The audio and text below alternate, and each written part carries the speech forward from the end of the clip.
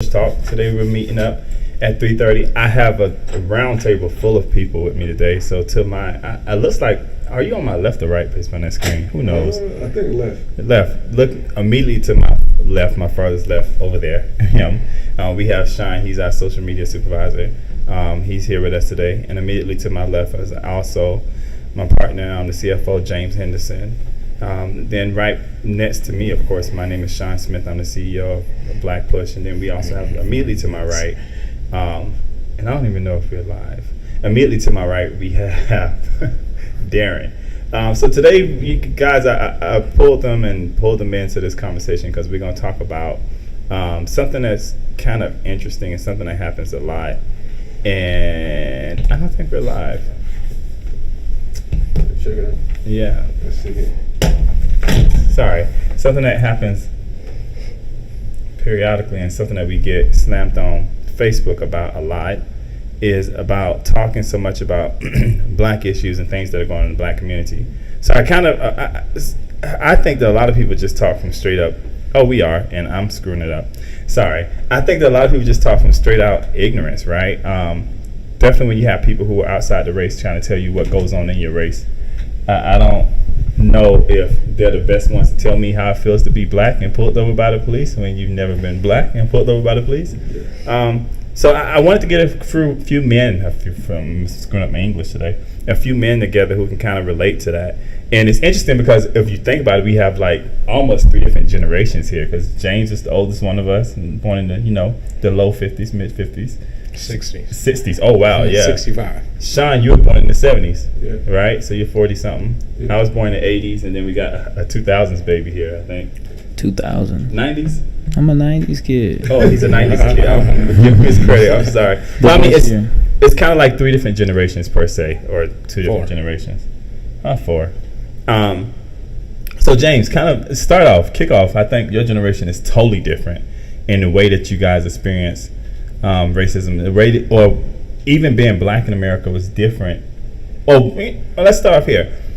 Is being black in America to you different than it was when you were growing up today, than when you were growing up?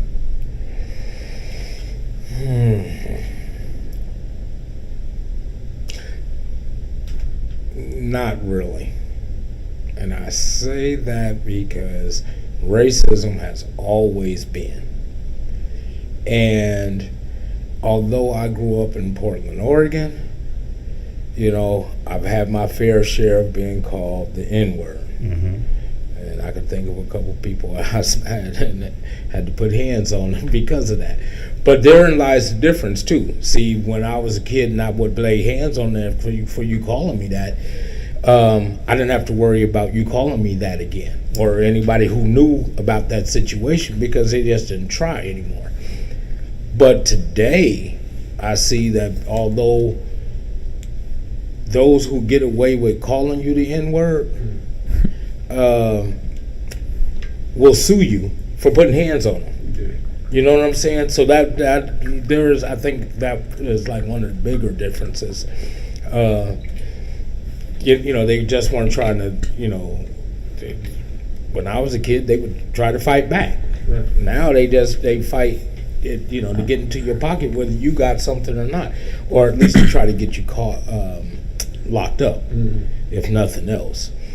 And but one of the things that I noticed about 8, 9, 10 years ago, whenever while President Obama was president, the congressman called him a liar out loud. And from that point on, you saw people get more and more bold in what they said to people of color. And that's to me. So to me, that's when I started seeing more and more open racism, where before it was just kind of you couldn't say because you might get punched in the mouth. Now they say it, and then they want throwing hands like that back during that time. Oh yeah, I heard you say punch in the mouth like 3 or 4 times now. Well, because that's where it came. That was the part that offended. Right. So if you smash a kid in the mouth and he got braces, that's an ugly situation. I can tell you, it hurt too. Right. But that's interesting that you would say that. It's no different, that you don't feel like it's different being black in America in 2021 versus when you were growing up in the 1950s? In the 70s. Yeah, the 50s, 60s, 70s. That's crazy. No, not 650. I was born in 65. So, I'm tripping. So the 70s and 80s. The 60s, 70s, and 80s, but still. Yeah. What about for you, Sean? You grew up in the 70s? I mean, you were born in the 70s. Growing up in the 80s and the 90s, I don't think, because of the way social media was, we didn't have it really. It was like the media was, a couple channels, and if you didn't see it there, you really didn't hear it unless you heard the word of mouth. So, I mean, you didn't see killings on TV constantly, and then not only on TV, but on your phone. We didn't have, a phone was connected to a landline. Right. Right. We So- don't have that anymore. Payphones.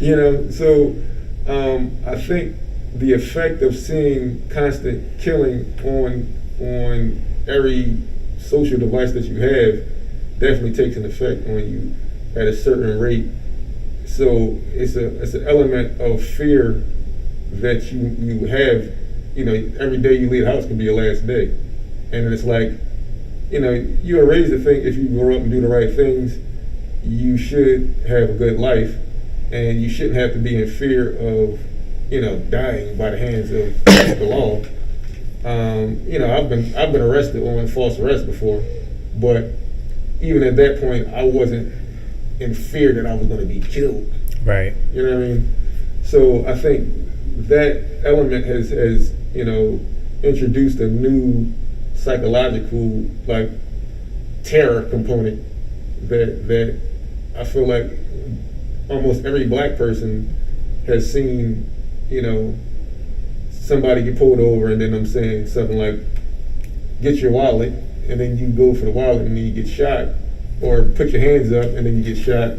So it's kind of like, you don't know, it's like, should I freeze? What should I do? You know what I mean? And it's like, you only see so much of the situation, so you don't know exactly how this escalated. You just know on a constant basis you're seeing the same thing over and over. So I think that definitely is different from when I was growing up. So do you feel like, from your perspective, do you feel like it's different? Like, do you feel like being black in America is different in 2021 than when you were growing up in the 70s and 80s? I mean, I feel like it's different just because of that fact that you see that. You know what I mean? Like, it's not, like when I got arrested, I didn't even do anything. So I feel like that's the same. Like, I feel like sometimes you, as a black guy, you're walking around feeling like the boogeyman. Right. And it's like, I'm one of the nicest people you might meet. You know what I mean? I get along with everybody. But, I feel like all people have prejudices, preconceived notions about somebody that they don't know. But I went to, a mixed high school, and when you get to know people, pretty much people are the same. But before they actually get to know you, they might think something totally different because of their background. You know what I mean? But I don't know if it's totally different, but I just feel like that element of the fear factor that's been added because of social media and the constant showing of murders, and then once it's a murder, it's no justice. You know what I mean? So that's the other half of it. It's like, if something happened in a different part of the country, you might not hear about it when I was young. You only see local news. Right. But now that you see things from Ferguson, you see things in New York, you see things from Atlanta. Real time, real quick too. So many. And then people's reactions, it just makes it more real to you. Like, before, it was like you see somebody on TV and it almost wasn't real because you didn't know these people, you couldn't touch them, and then it's only shown from what a news camera is going to allow. But now that you have social media and it's real people being the news, now you see what is really transpiring, and it's like, wow, that guy wasn't doing anything. He was actually doing exactly what they told him to do, and now he gets shot and killed, and then on top of that, there's nothing being done. And because of that, now you're living with that sitting on you. Like, for me, at a point, I stopped tuning into the news, because it's just like, all I'm going to see is the same thing over and over and over. And how much of that you want to internalize just on your conscience, it's hard to deal with sometimes. What about for you? Sorry, you, Darren. Yes. What about you? Like, what would you say? So, like, you come from a different generation. You're younger, 90s baby, right? 92. 92. Oh yeah, around the corner. Yeah, Not golden that much era younger. hip hop. No, so I mean, for you, like, we're probably in the same generation, right? So we grew up in a generation where we watched like Martin Luther King and stuff like that from video screens or from a VHS in the early part of the days. And we were like, dang, you know, that we don't know how that feels. But technology, as he said, has evolved so much. Like, we're seeing stuff like this now, In like fast real time. speed. Yeah, real time.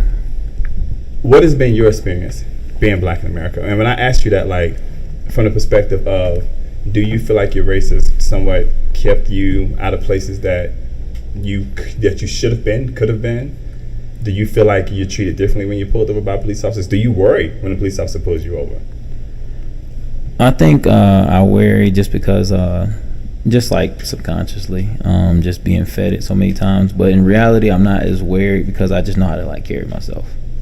It could happen to anyone. I get it.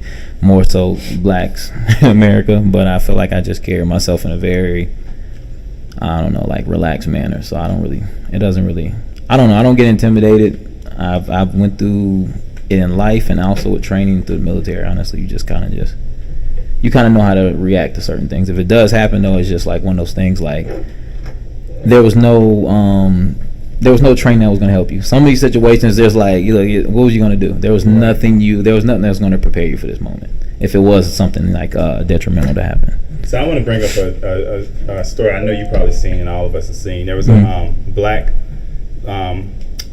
was he a lieutenant or captain or something in the military, Marines? And he had gotten pulled over by the police, and they kept asking him to get out of the car. You remember? They pepper sprayed him. They pepper sprayed him. Like multiple times. Multiple times. And he served in the military. And he kept saying, like, listen, I would get out of the car, but I'm just afraid. Like, I don't know what you guys are going to do.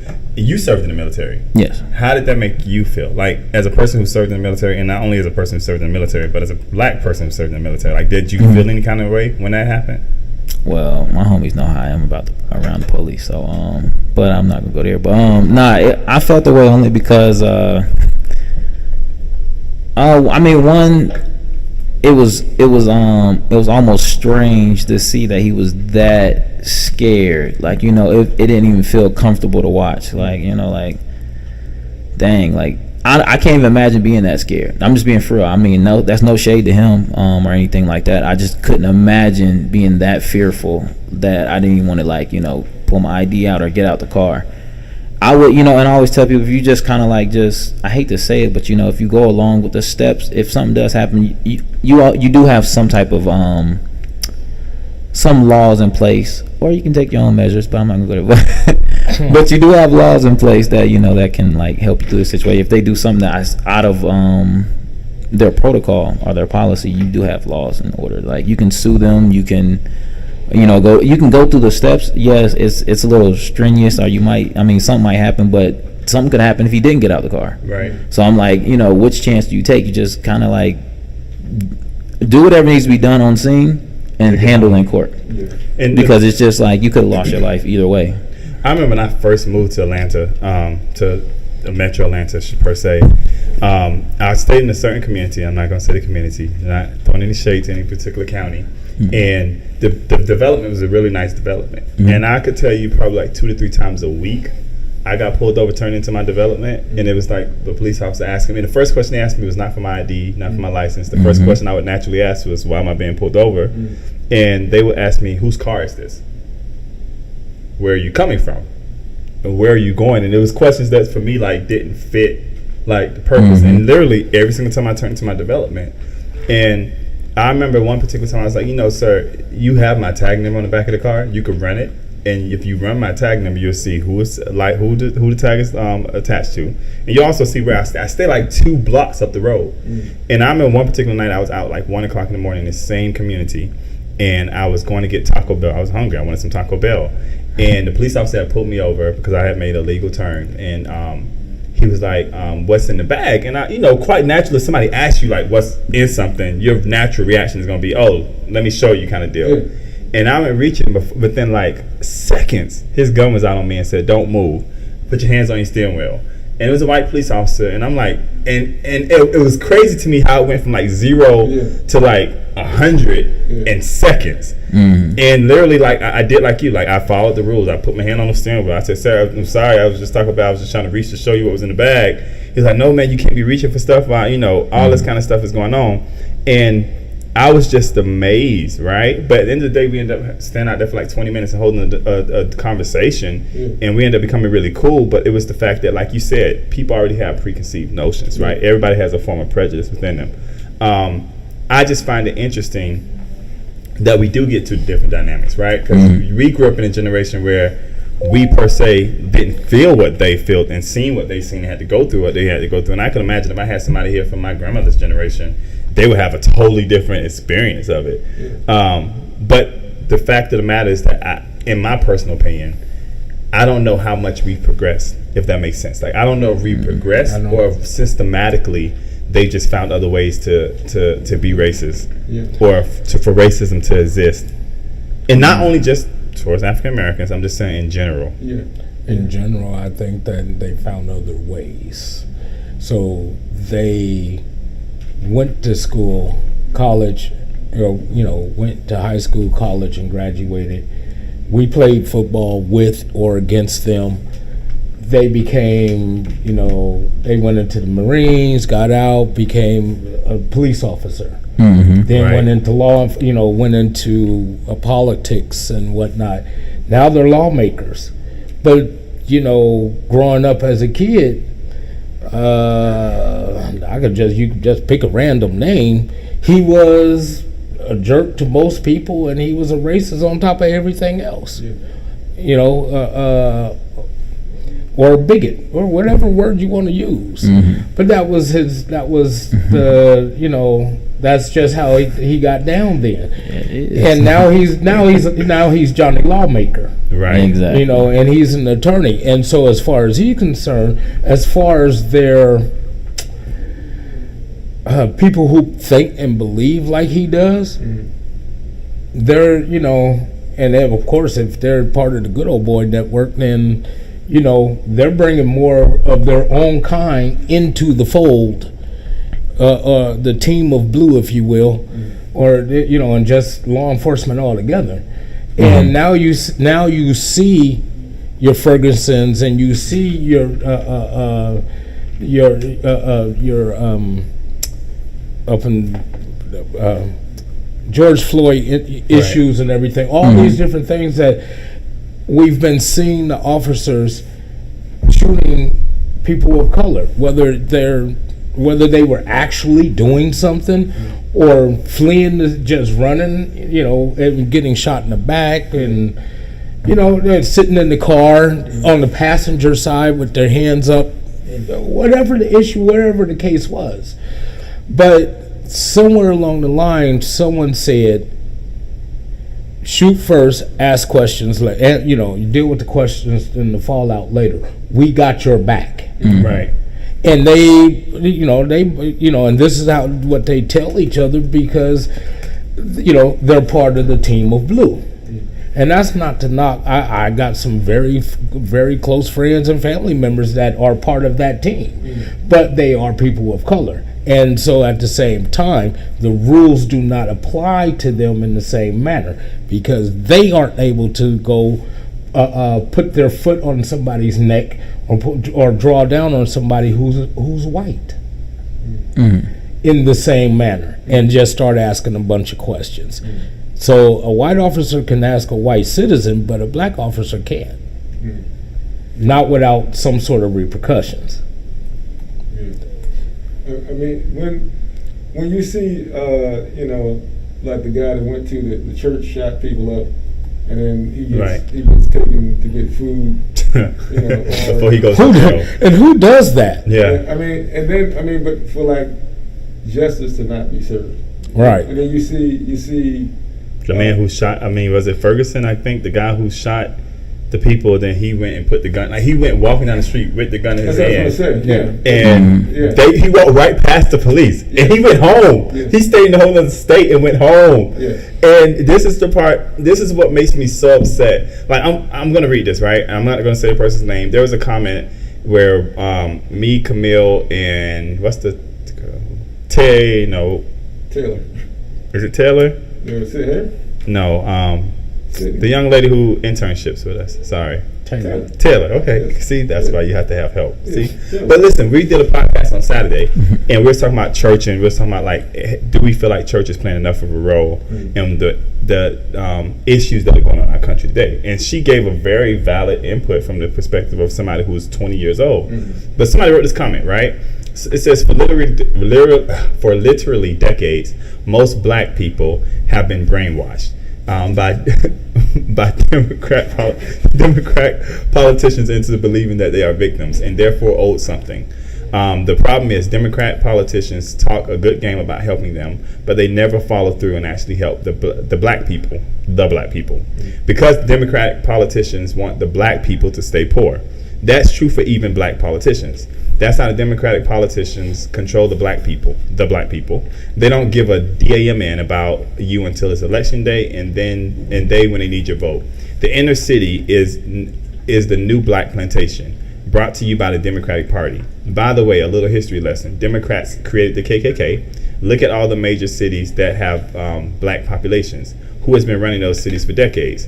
Democrat politicians. Have the lives of black people gotten better? No, but you keep voting for them. Black people need to wake up and stop voting for Democrat politicians that are all promise and no action. President Trump did more for blacks than Democrats have in the past 40 years. Truth, wake up. Listen, my problem with that is it's kind of like you're saying black people are too ignorant to know what's best for them.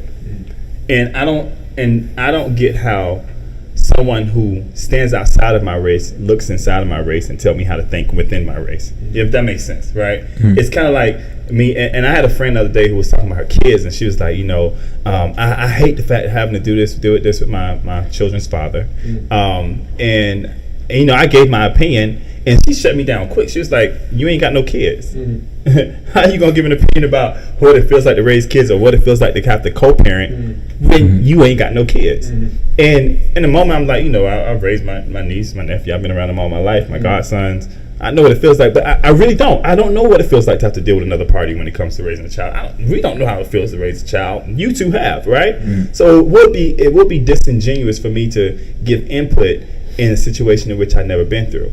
And for me, it's like what aggravates me the most is that I try, and I'm just speaking for myself, I try to experience or want to experience what other people have to go through. Hence the reason why I wanted to do the whole farm tour. I've never farmed, right? I don't know what it feels like to be a white farmer. I don't. If a white farmer wants to invite me to their farm to come farm, I would do it because I want to know what the experience is like. But don't try to tell me how to live in my experience when you don't even want to think about or even try to put yourself in what I have to go through. You know what I'm saying? You don't know what it feels like to be pulled over by a cop. I got pulled over by a black cop today, right? And I still felt some kind of way. Like I still felt like a little bit on edge because of the fact that I understand that it's not just it's the institution itself that has gotten too big and has gotten too powerful. It's not a white cop, black cop thing. It's the institution itself, for me, I'm speaking for me, that has too much power and not enough oversight. It's the institution itself that brings tanks into the streets and push my people back, but at the same time, people are literally going into the Capitol building saying they're going to kill people in the Capitol, telling officers they're going to kill them.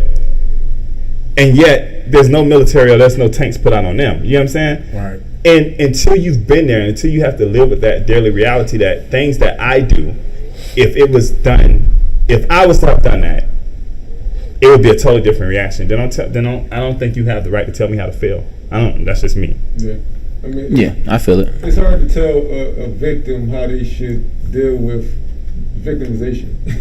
You know what I mean? Like, if you've never had it happen to you, you really don't know how you're going to react in a situation. So it's kind of like, it's condescending to say, well, this is what I would have did, or this is what you should do. It's like, you can observe a situation and say, well, this is what you would do, but it's like watching a game on replay. Right. Instead of in live action. It's like, if you're on the floor you might act differently if it was you. Yeah. Exactly. Yeah. And there's like 4 more after that. And I can kind of see where just to kind of play on with whoever it is. I don't know who it is, but yeah, I think of it like as an experiment. If these are my these are the things, I'll say the things I'm experimenting on, and I know how I engineered them, then I do know how to bring them out because I've engineered them to be a certain way. So I can get what they would be saying if they said that, oh, this is what you should do. I know how you're acting only because I've made you act this way. Even in Carter G. Woodson's The Miseducation of a Negro, he says if you control their thinking, you don't have to worry about their actions. So if you know how to control somebody to make them do a certain thing, then you do know how to make them come out of a certain thing as well, I would think. But that's their thinking. I do believe people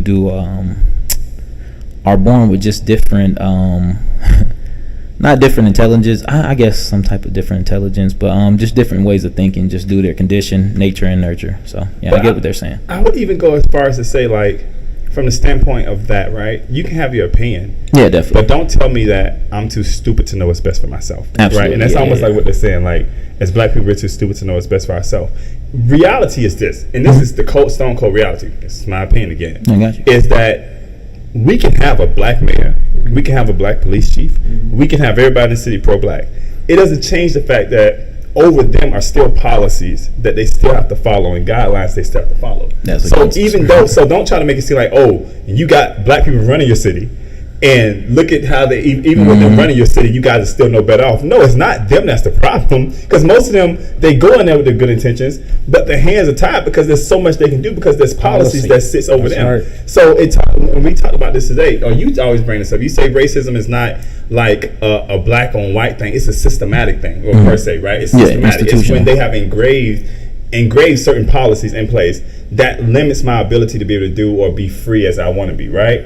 And so reality is that don't come at me and say, oh, well, you got black people in power and you still ain't getting nothing done.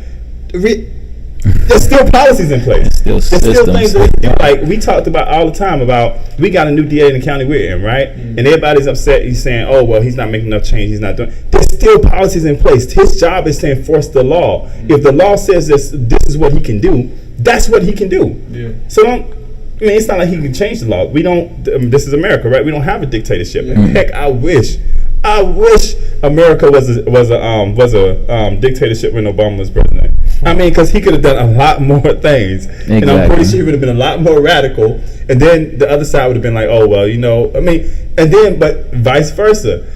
Could I say that? Okay, I'm happy. I would have been loved for it to be a dictatorship under Obama, but then Trump. I already knew that was coming. I was like, ooh. Gratefully, we do have a systems of check and balance in America, right? But at the same time, don't try to tell me that my people aren't doing enough for me when my people are still tied into policies that are not friendly to my race and big money. I mean, corporations have big money.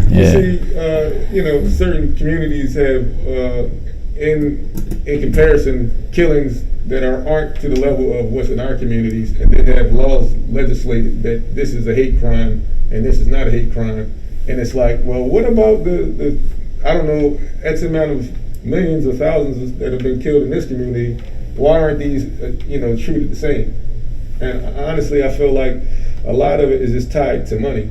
Absolutely. So it's like voting blocks. These people have money in their community, so this would be addressed a certain way, and then you have nothing, so you get the leftover table scraps. Ignored.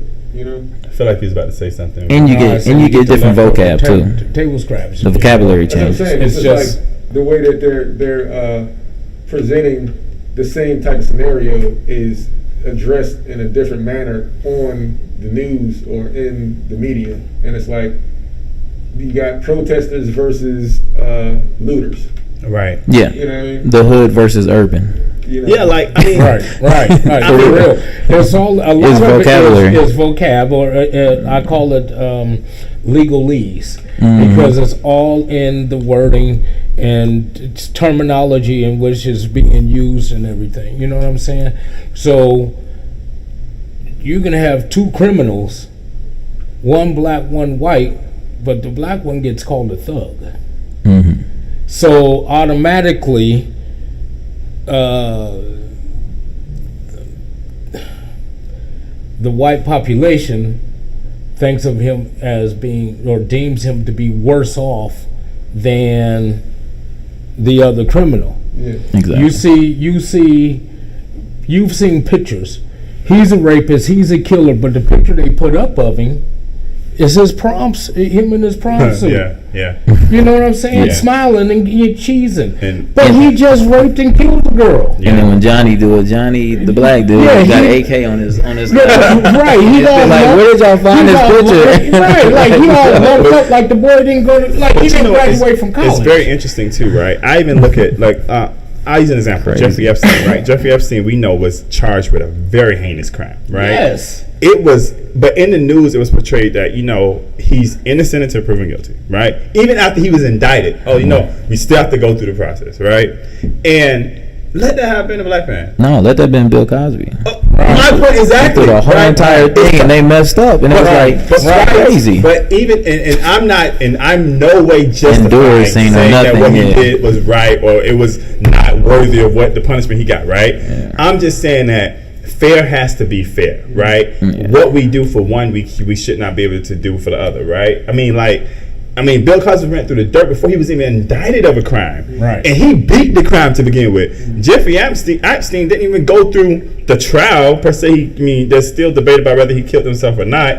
That's for them to figure out, right? Yeah, but I'm just saying, it's totally different. And even from a smaller standpoint, we ain't much got to go to celebrities. We deal with injustice every day. That's part of what we do. We deal with offenders every day.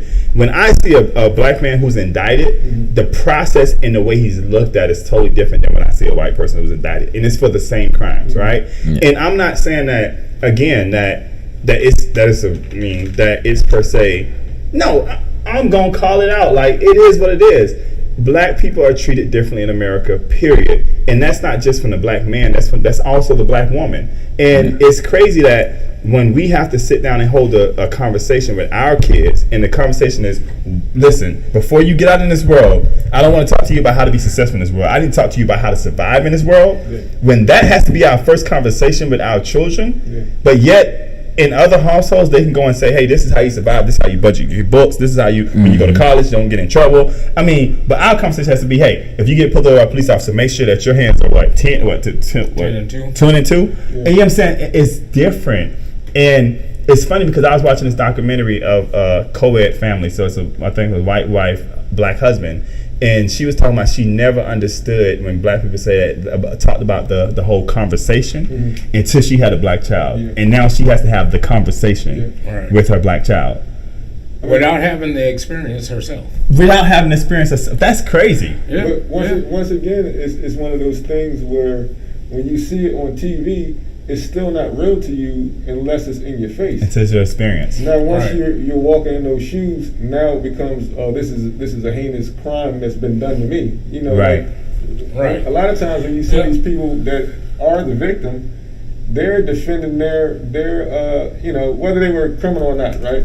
Well, I'm not saying for a particular case. If say you got pulled over and then you got shot, we've seen a couple of these cases where in the past he was pulled over for marijuana smoke, or he was pulled over, he got arrested for this and this time. But on this incident, he was totally innocent, and now they're going into the history of what he's done previously.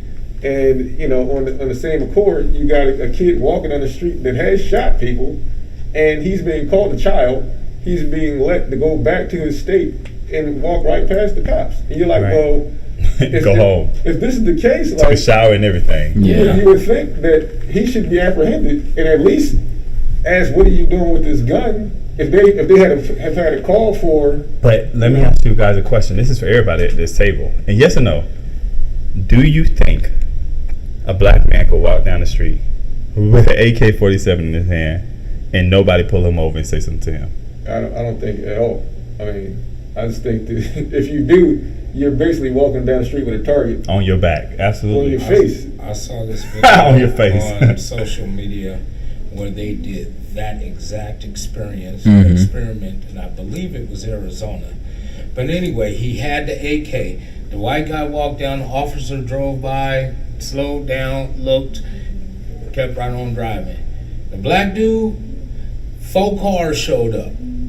took the gun, laid him down, and handcuffed him, and then started asking questions. But guns were already drawn on him when they hopped out the vehicle. Yeah, I seen that experiment. Yeah, man, it's crazy. But they so when it comes to we talk about social injustices and the law being fair, and they say that justice is blind. No, it's not. Justice sees exactly what's going on and what it's doing, and we can do. Look, the truth of the matter is that you got a certain set of rules, or you got one set of rules that apply, that are supposed to be applied for everyone. Unfortunately, those who are doing the application part and putting it in play are doing it two different ways for the same crime. Yeah. But I would even say this too. Like I was, I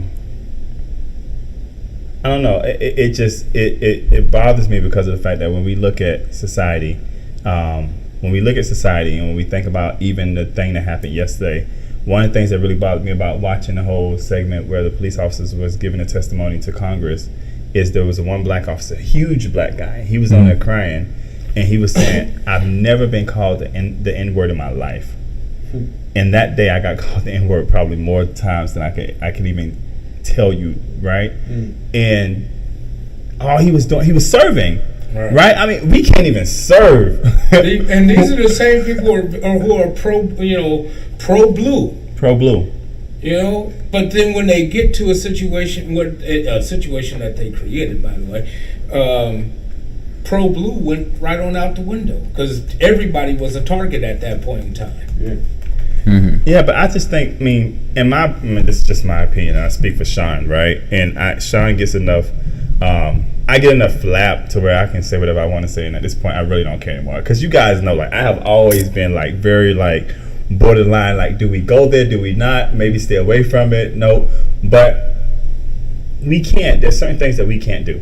There's certain things that my nephew can't do. There's certain things that my niece would never be able to do. And when I'm saying do, I'm not saying that they can't do it per se. Mm-hmm. I'm just saying if they do it, there's going to be different repercussions for them than there will be for somebody else, right? I mean, I can't, even there was a video one time of a young kid and his girlfriend, I guess, and they were pouring stuff down the sink. It was right here in Paulding County. And they were saying stuff like, oh, don't take care of the children. That's definitely a black person. Oh, never home with it. All this stuff, naming all these different things. Let a black child have gone and put a video up like that on YouTube.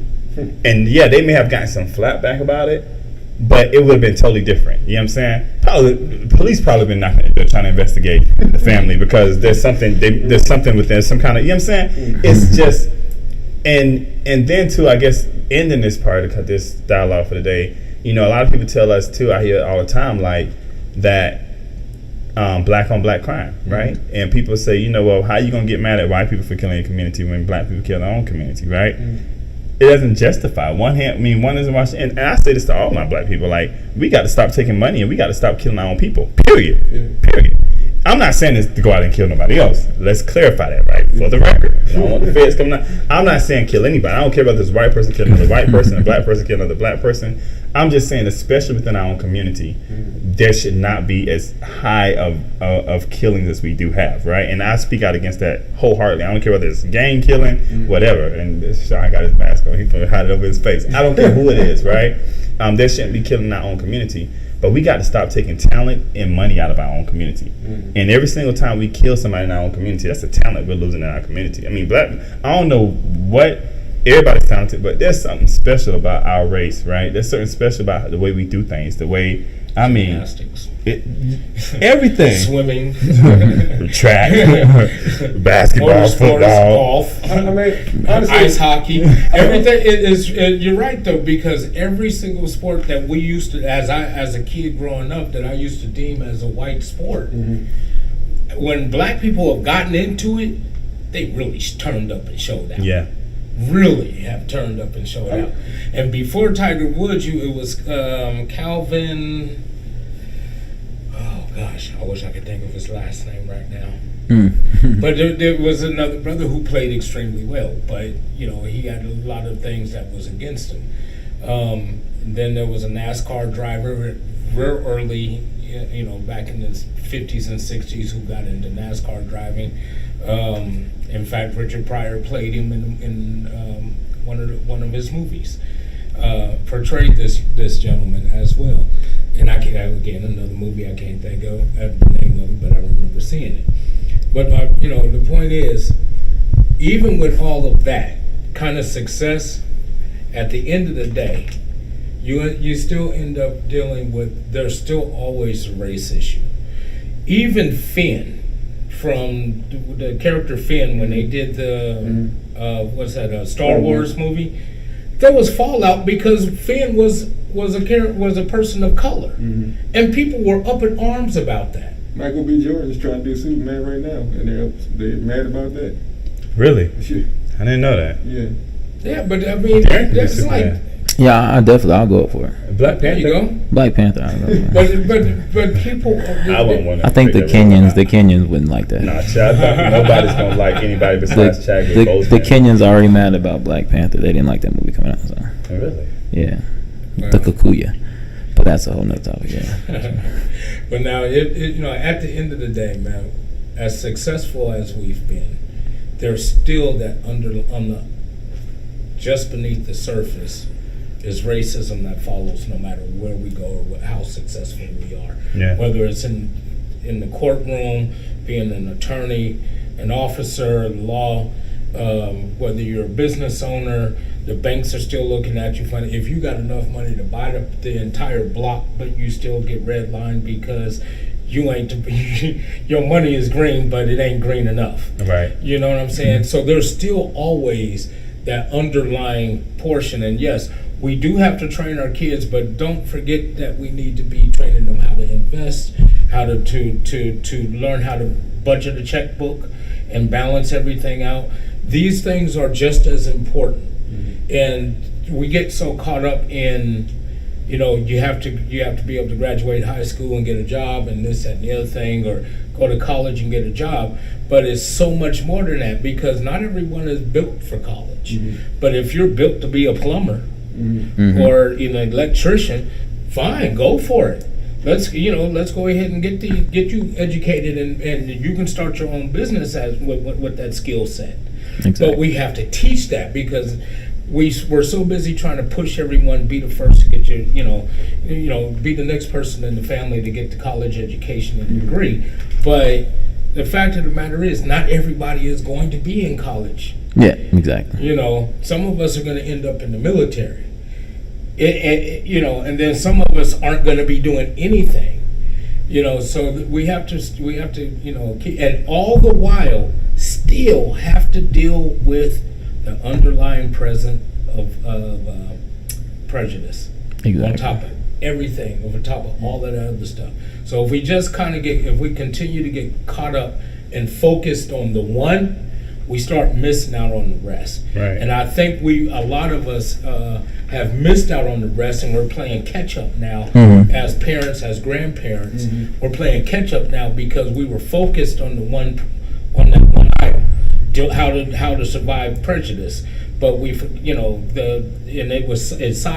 has sidetracked a bunch of us as parents, as grandparents, in being able to raise our families in a way that they can be successful, whether in whatever field they choose to be in, and still teach them how to manage credit, how to handle finances, and still learn how to navigate the law.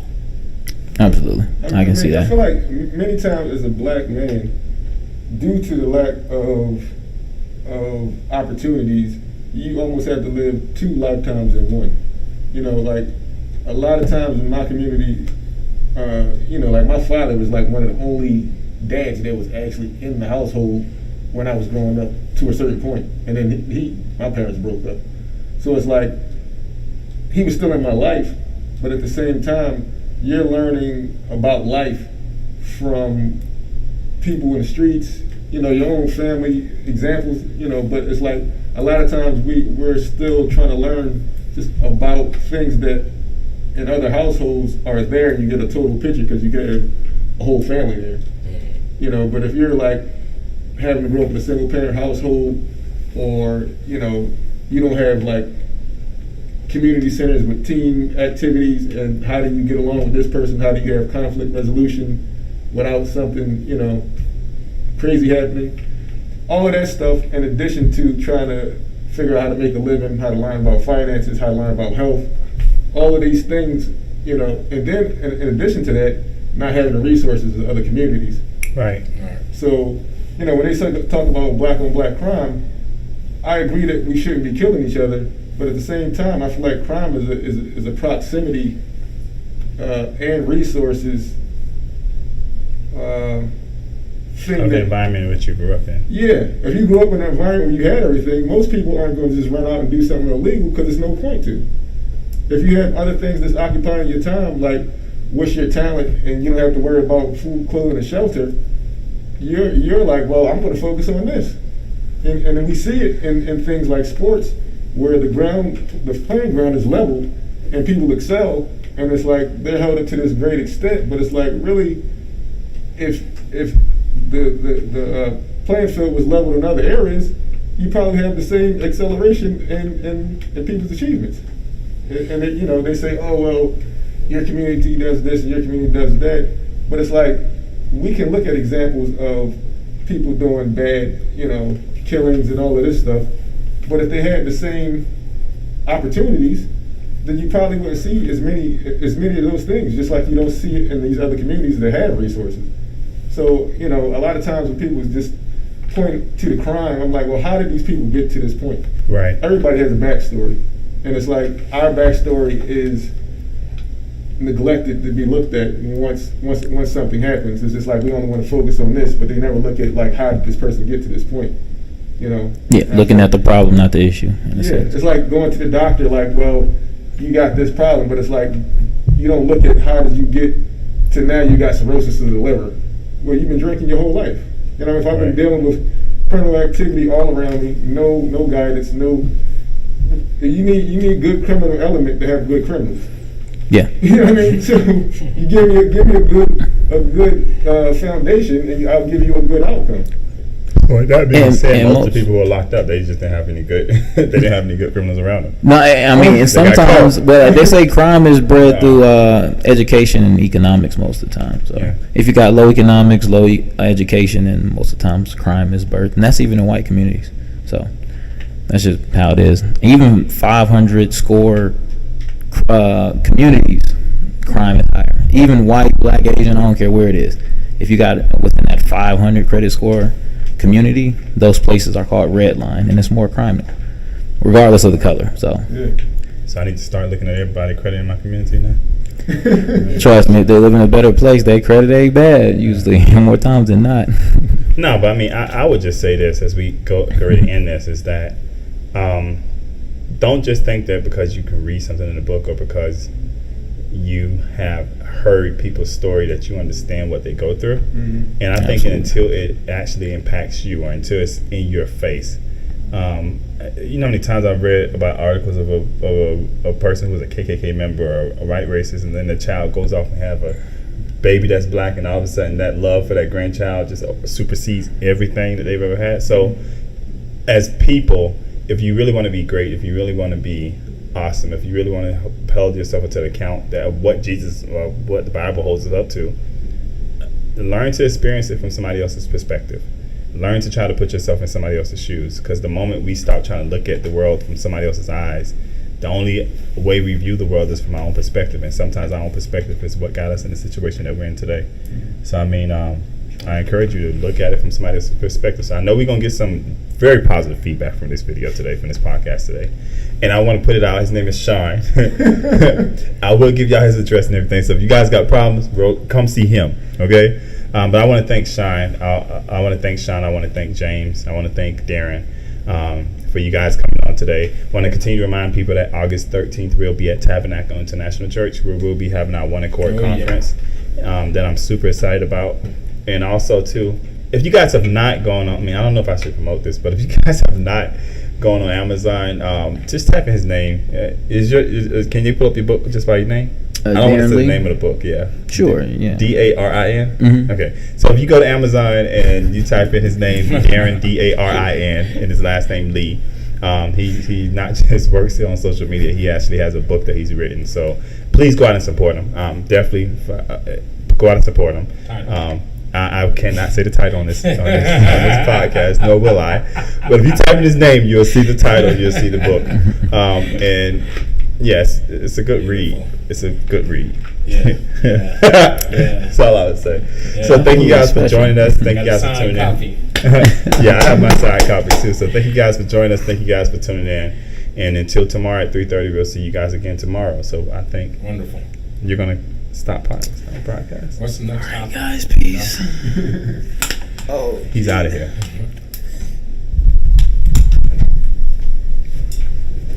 All right, let's see if I can get this right.